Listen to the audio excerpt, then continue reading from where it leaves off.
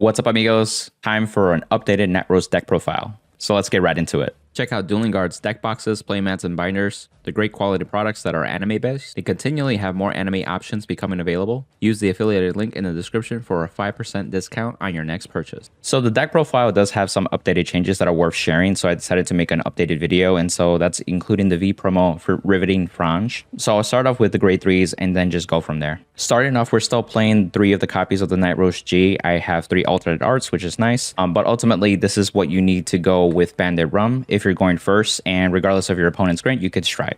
You get protect markers too.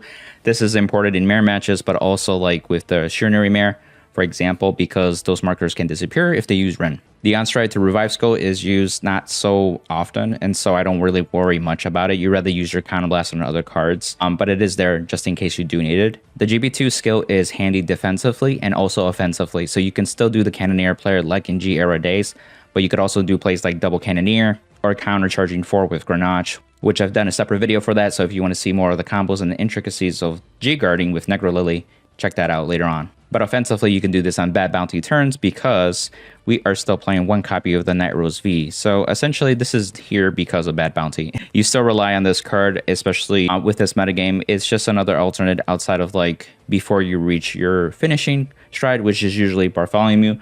But you could also win with bad bounty turn as well. And again, this is on attack, counterblast, call column, and then you can call more rearguards with other skills and have more attacks. And having a lot of attacks, or just have allowing a Skull Dragon's hidden face. For the rest of the grade 3s, this whole lineup is really tight, and you'll see as I go. We're still playing 2 copies of Beatrice and 2 copies of Skull Dragon. Beatrice is your attack extender. She can also set up in the main phase as well as a rearguard to just keep reviving bodies. You could have the option to ride as Vanguard too, but that doesn't come up as often. You'd rather be on Nightrose in most cases too. But you could always fall back to in case you're not in the best position with Nightrose at all. You could get that protect marker that way too, and then you can still fall back to the Obadiah type of deal. And then you're going into bad bounty anyway, so you can do like the re-ray with the Nightrose V, and you get another protect marker as well. So there's some niche cases for that. But with Skull Dragon still our beater. We needed to finish it. Luckily with Riveting Franche, it's made it a lot easier to still play 2 copies without feeling like you're missing out. We still play Ghost Ship, but it's nice that Riveting Franche has added new lines of play to attack extend where we can just use 1 Skull Dragon and be good to go. We're also playing Obadiah and Nightstorm as well. And this is really to search any of your grade 3 targets. Typically, you want to search Nightstorm and Skull Dragon. You have an attack extender, you have also a beater. You could also be flexible with Beatrice and call some other stuff if you need to build a field.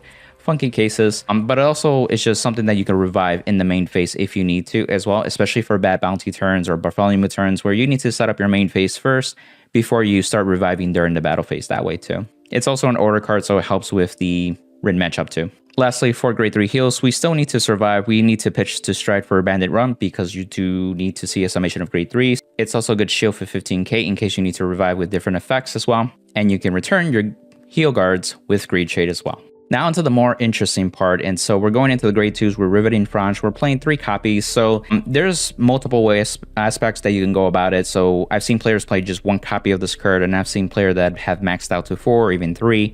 I think 3 is a sweet spot for me, especially with the cards that you're also trying to fit in this deck build. And the V promo naturally is good in Granblue too because of the discard mechanic, that the discard cost that it has, and because it's Granblue, you have the graveyard or the drop zone mechanic, and that helps with that. So it sets itself up, but you also raise the consistency of seeing your grade 2s and your grade 1s early on, especially if you're trying to write like Columbard V, for example, or use other cards that you're trying to mill, etc., or get Greed Shade to fix your right consistency. So it just ups the consistency in that aspect. But it also serves as an attack extender. So this is on attack boosted. Counterblast 1 costs something that is in itself essentially. And this works on Vanguard technically, but it is often used at the rearguard circle. This is really big because with Columbard, as you can see, we have the V series and we play 3 copies. You could technically play the old school G-era Columbard to have a similar effect. But the Riveting Franche is just way better because you can use it early on if needed to, and you don't have to worry about generation break.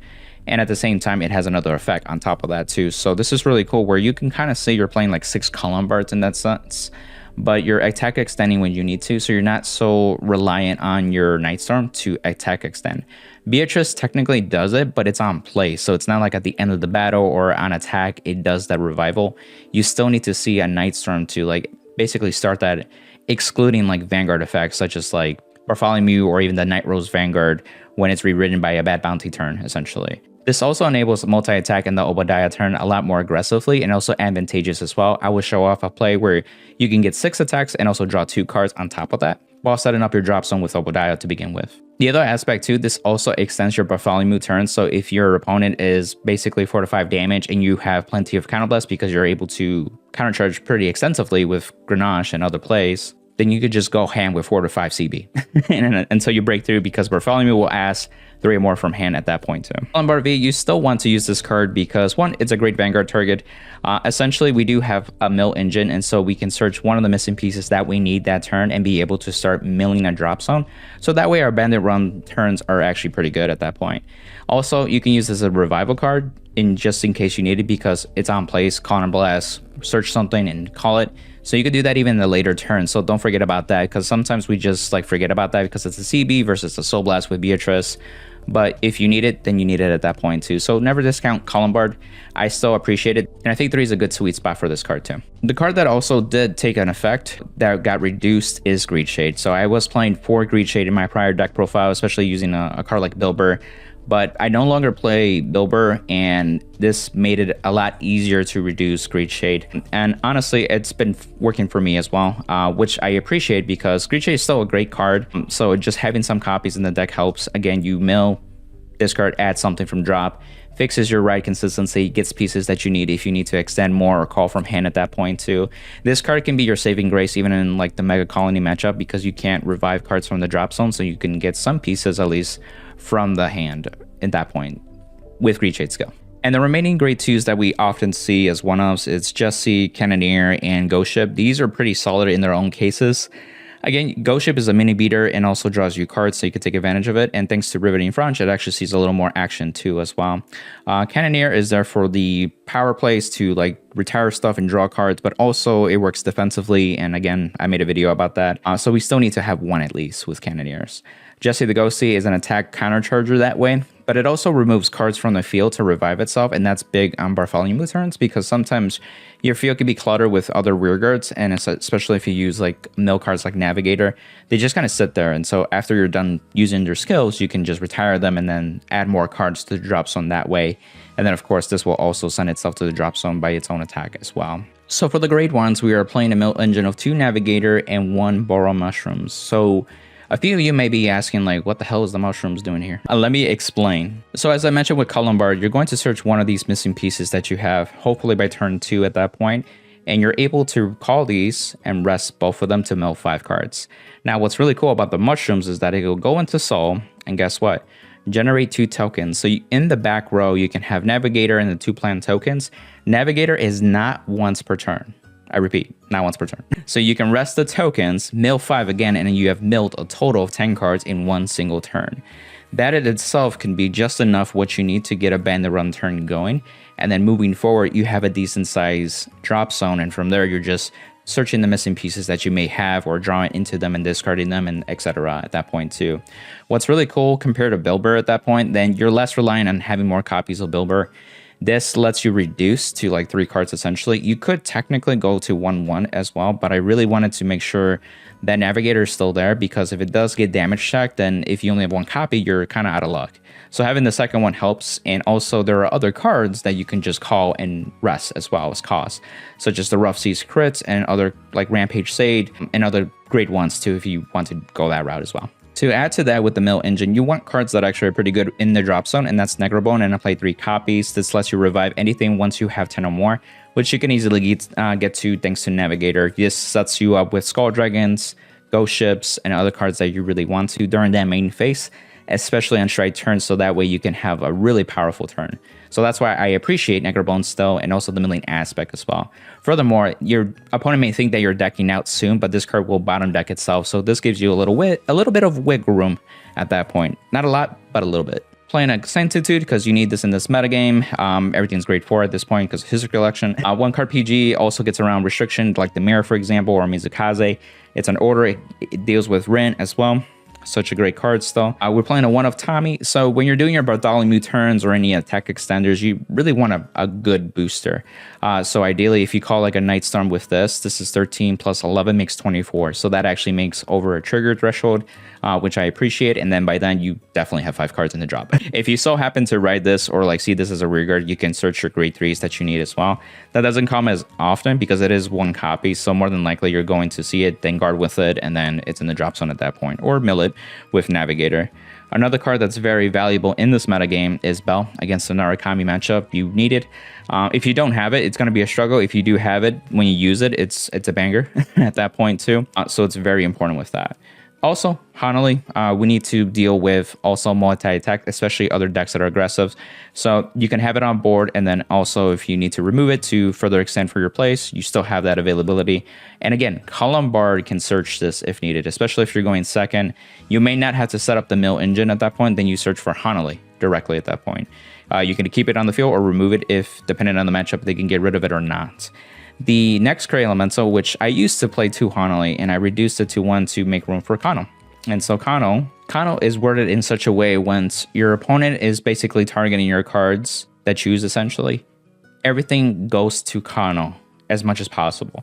So what does this mean? Why not play like Arjula or maybe like Impex? The thing is, with Riveting Franche, you need a booster too. So you need to protect that booster. And so this can be behind the Vanguard if you want to, or the other rearguard column. And so if they have a Cannoneer or some other G-Guard that can mess with it, they cannot pop your booster or your riveting. They have to pop this first and then have to follow up with a second disruptive play, essentially. So that helps mitigate that at least. This can also be a booster for something else if you need to. It's a 5k still. Not the greatest base power, but it does what it does. Also, this gets around cards that also reduce crits. So for example, if you have Anavarata and other cards that like target the reduced crit, your Skull Dragons don't matter if there's 0 crit or negative crit. So then if you have this behind your Vanguard, then your Skull Dragons are also safe from those types of effects too. So it does a lot more than you think. For the grade 0s, Grenache V starter, this is your starting Vanguard, SP, beautiful. And then his brother from the past is the G era Grenache, and this is where you're able to countercharge. Again, you can do plays where you can countercharge 4 thanks to the Nightrose GB2 skill, but more than likely you'll be CCing 2. There's also games that you may not rely on it so much, but it just depends on how the game goes too. But just having 1 copy of Grenache is still helpful. 3 copies of Chet the Ghosty, you need to stride, and essentially later on, your grade 3s are going into your drop zone, such as like Beatrice, Skull Dragon. You're going to need some stride fodder essentially. Otherwise, you'll start using 2 cards, which you don't want to. We're also playing 3 copies of Rough Seas the Crit still. This is super helpful because it's a rest body. This can be a booster in the early game in case you need to make over thresholds. As you notice with some of the grade 1s, they don't make great 8k numbers at all. Only a few of them do. So this kind of helps with that buffer too. But also this can just go into Soul and draw you a card. So it's another way to dig deeper to your deck to get to the combo pieces. You never know. This can get you actually like a Bard V or a Greed Shade or even the missing piece that you need in general at that point. It also solves the Soul issue that the deck can run into, especially if you start spamming Beatrice's skill. Over time, that will be harder to use as a resource. And also you have some G-Guards that do use a Soul Blast as well. So having the Rough Seas actually just eliminates that in most cases too. I haven't had an issue with Soul ever since then as well. And again, you can rest this with Navigator and then put this into your Soul and draw a card at that point too. So you really don't lose a lot of advantage from hand at that point too, which is nice. And I'm playing 2 Rampage Shades from the G era. Since you have the Nightrose name and they've been errata with 10k power and 15k shield, and also if they're damage checked, you draw a card. This helps with making those triggers a lot more useful. You're still aggressive because they're crits, so offensively, it's scary, and then defensively, it helps you kind of survive, especially with other decks that do multi-attack, so it's very appreciative. And then since you can only play 4 copies of the same name of a card, it's 2 copies of the V-Series Rampage Shade, so this helps with just having a 1-card PG. Typically, you will want to go into Bandit Rum, which gets you 2 protect markers, and then also we have the PG draw, and then also an OT. So you have defensive shield that you can use. And again, you can use a card like Greed Shade to recycle your 30k Sentinels, but more than likely you get your G-Guards, or I should say your Great Day Heals to G-Guard essentially. So feel free to get at your preference. The only thing that I would say is that Having a draw trigger in your deck can be scary because you could deck out, and so reducing this to at least 1 helps with that, so it doesn't come up as often. The other option is adding grade 1 PGs, and right now I just have Sanctitude. I didn't want to add 2 more because you're also trying to squeeze in other stuff. And of course, the over trigger is really up to you. I mean, there's the red and the blue OT, but I like the Blessed Favor. It just works in most cases too. It's technically a draw trigger, so if you see that as a problem, you can switch it out because it's an extra draw compared to the other OTs. But it does have a crit too on top of that, so you don't have to worry about that. And if you have like healing aspects that you care about, that's also super helpful. So onto the G zone, 1 Messiah because you need for the ticket shield essentially, 2 Bandit Rumps because you need to do the play. This actually lets you extend attacks for free as well. That unit will get 2k, which is really nice. And again, this will get you the protect markers. 1 copy of Battle Era. So if you're damage denied, this can be some guard restriction behind it, where it essentially just retires the Guardians essentially. So that could be a power play. And then if you did this early on, you can strike for free the following turns as well. Obadiah over here. So this is the big Obadiah one. This is where you can get fetch your pieces, set up your board.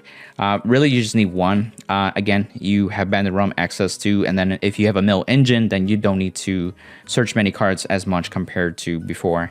You also have a copy of the old Obadiah, and it's because if you get damage tonight, you can at least send your pieces a hollow, and then also get like your ghosty revive, which is Beatrice, and Beatrice can actually revive something on the other zone, the front row essentially, because this forcefully calls behind a Vanguard, but Beatrice will revive something else like a ghost ship or maybe like a Skull Dragon, so you can still hit hard. So little trips like that. The other addition that I did is I bumped up Bad Bounty to 3. I was playing 2. I noticed with the Mega Colony matchup, like it's still prevalent in the metagame, and so I wanted to bump this up. So you're rewriting cards, just grade 3s in general, whether it be like V, Nightrose, or ideally like a Skull Dragon, because you're not able to revive cards because of the Gerdora grade 4 skill. So then your Skull Dragon might as well make it big as heck essentially. And so just being able to apply that pressure still, where the third one could seal the deal, or you're grinding out. Ideally, you either deck out at that point, or you're not able to stand, and so it's a very uphill battle. I would say that too. So that's kind of like my mitigation at that point too, and that's why I played the third one. I have a GB8, but I'm thinking that I might remove it for a second Bartholomew. So the GB8 is there essentially that if you grind it out, you can revive for free essentially. So this is if you're out of resources, or maybe you didn't see Grenache or Jesse. That's really why I have it for. And then Bartholomew is there to have the finisher turn. I typically try to save Bartholomew when I know I have the 30 or more cards, so it's never been a problem. But I've considered maybe having the second one where maybe that comes up where I need to attack extend that way, and I may not have to be under the 30 or over the 30 or more threshold at that point. So that's a consideration that I'm thinking about, but I thought I'd mention it. And then onto the G guards, 2 Negro Lily. The first one can come up in most games, and the second one can come up once in a while, so just having 2 helps a lot. Again, you can do a lot of cool defensive plays, whether it adds resources to you, or maybe like a disruptive play to call Hanali, or like a Cannoneer. Again, you can check out that video I mentioned earlier too as well. You can also use cards like Negro Nora for a bigger shield. This uses a Soul Blast instead of the CB and Sacrifice that you need for Negro Lily. And it also G-flips a G-Guard. The other option is that you do have a counterblast, but you also just want to reduce the crit of something that's attacking. No, this is attacking unit, so if you have a Vanguard that is attacking you with high crit, you can reduce the crit depending on how many you have 10 times in the drop zone essentially. And then I still play 1 Negro mode just in case, like for early G-guarding, and you don't want to use a CB for G-guarding just yet, and you just need shield value, so that could be an option as well. So you need 3 counterblasts and 1 soul blast, and when you do Obadiah's skill, you want to make sure that you have these 4 pieces in the drop zone somehow, and add any of the pieces you need still. First, revive these 2. Have a booster as well. During the battle phase, attack with Ghost Ship first, 29. Retire and draw a card. Riveting next, boosted, skill, counterblast 1. Bring back a Nightstorm. Then Nightstorm can attack at the end of battle. Revive Beatrice skill, soul blast 1. Revive a Ghost Ship again. Attack with Beatrice. Then Vanguard, triggers. Then Ghost Ship, 6 attacks. There's some flexibility with the attack patterns in case they damage check a trigger, so accommodate as you go. With 5 CB and 2 soul, you can revive these 2 cards in the main phase or call them from hand, depending on what you have set up. First attack is Skull Dragon, retire. Boosted with Riveting, skill, Skull Dragon again, attack. Then Vanguard on attack, skill. Nightstorm, Skull Dragon, and a booster. Skull Dragon attack. Nightstorm unboosted at the end of battle, skill. Beatrice, skill. Riveting. Beatrice attack. Riveting boosted now. Skill. Nightstorm. At the end of battle. CB1. Beatrice again. Soul Blast another card. Skull Dragon here. Then Beatrice. And then Skull Dragon finally. Remember, 30 or more cards in the drop, so every attack has to drop 3 cards from hand if they guard from hand. And so that's the deck profile part, and I hope you enjoyed it too, and hope you learned a lot from the combos too. Riveting Franche is pretty cool in this deck. It made an impact in V Premium, and I'm surprised that it made an impact in Premium. I guess the biggest thing, and I'm sure a lot of Granblue players were thinking, like, how can you fit this card with everything else that's already in this deck? So I understand. So I hope this helped a little bit too. There are other cards that you may consider too, like in the grade 1s, for example. If you don't like the Navigator package, there's also the Sea Sterling Banshee. There's also Rebel Banshee, where you can have Summoning Aspect. It's selective if you do ride it as Vanguard. Riveting Franche helps the consistency of seeing that card, so I can see that being a valid choice as well. It also has a rearguard skill where you can mill to as well too. So you have a little bit of both worlds essentially. I went with Navigator because you need a lot of cards in the drop zone anyway, that you need specifically wise, but also you need some quantity, ideally the 10 or more at that point, so a lot of your other cards just become full power as well. The Rebel Banshee, I mentioned it because even in V Premium, it's something that you can easily revive with a Negrabone to basically have a body on the board, but also like Soul Blast draw 1 to recuperate that discard. And that could come up in the early game, but that also can come up with Obadiah turn, so you can actually selectively mill. And Obadiah will call 2 cards, but Rebel Banshee with Negrabone can call itself that way, so you have 3 bodies to work with. And that could be a booster that really helps with that Nightstorm number as well. The other card that I consider is Sea Strike. It's a grade 3 that just came out.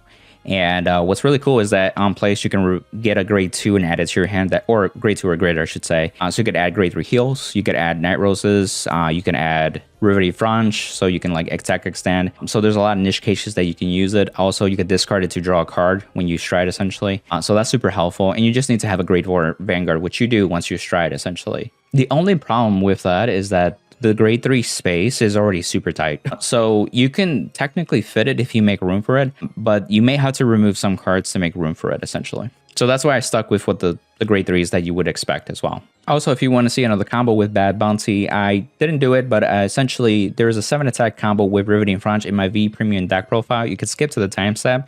And essentially, if you have another CB and you start off with Bad Bounty, then that's just an extra Vanguard attack on top of that combo. So it's not really much different, but the essence is there. And if you feel like Granblue is very in-depth and you need some helping hand, I'm happy to help. I offer one-on-one coaching, so I can help you with that, get familiar with the clan, and also hone your skills as well, especially if you're thinking for an event coming up, such as like the Team League events or BCSs. You can check out my Metafy info and check out the testimonies from other students as well and see what's helped them as well. And if you want to support the channel, use the affiliate links down below: 50 Card Shop, Trading Card Mint, TCG Player, and Card Trader Zero. And also, check out Dueling Guard's deck boxes, binders, and playmats to increase your anime swag. On to the next one, amigos. Bye!